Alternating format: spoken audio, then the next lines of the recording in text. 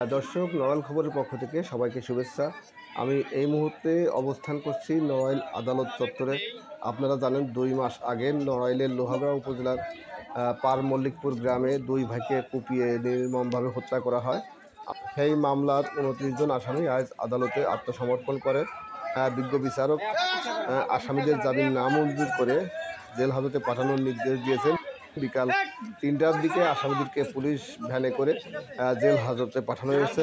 আমরা বিভিন্ন মাধ্যমে জানতে পেরেছি যে পার মল্লিকপুর গ্রামে আধিপত্য বিস্তারকে কেন্দ্র করে দুটি পক্ষের মধ্যে দীর্ঘদিন ধরে বিরোধ চলে আসছিল। দুটি গ্রুপের একটি পক্ষের নেতৃত্ব দিতেন SM ফেরদৌস রহমান এবং অন্য গ্রুপের নেতৃত্ব দিতেন মাহমুদ খান। ফেরদৌস রহমান জেলা বিএনপির সাংগঠনিক সম্পাদক এবং মাহমুদ খান লোহাগাড়া উপজেলা যুবদলের সভাপতি হিসেবে দায়িত্ব পালন করছেন। 14 সেপ্টেম্বর মাহমুদ খানের সমর্থকরা অস্ত্রশস্ত্র নিয়ে প্রতিপক্ষ ফেরদৌস সমর্থক আপন 2 ভাই মিরান শেখ ও জিয়ারুল শেখকে নির্মমভাবে কুপিয়ে হত্যা করে।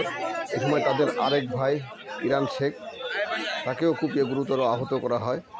আহত ইরান শেখকে পরবর্তীতে ঢাকায় চিকিৎসা দিয়ে সুস্থ করা হয়। এ ঘটনায় তাদের আরেক ভাই মুরাদ শেখ বাদী হয়ে 35 জনকে আসামি করে লোহাগড়া থানায় মামলা করে। আসামিদের আইনজীবী নেওয়াজ মাহমুদ তুহিন এর সাথে কথা বলেছে। তিনি জানিয়েছেন যে 29 জন আসামি আজকে আদালতের প্রতি সম্মান জানিয়ে আত্মসমর্পণ করে। আসামিদের জামিন নামঞ্জুর করে বিজ্ঞ বিচারক তাদেরকে জেল হাজতে পাঠানোর নির্দেশ দেন।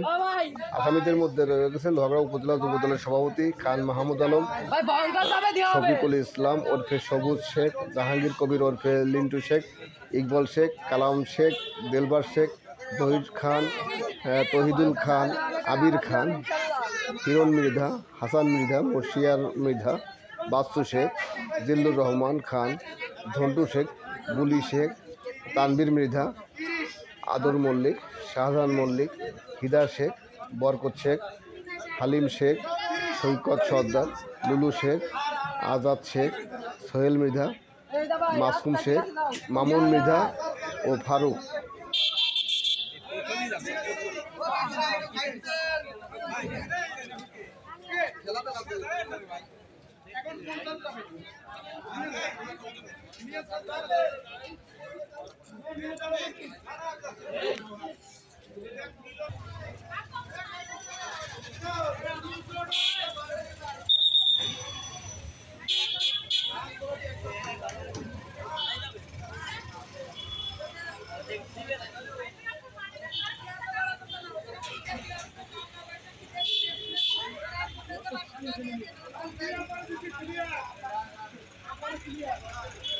Okay.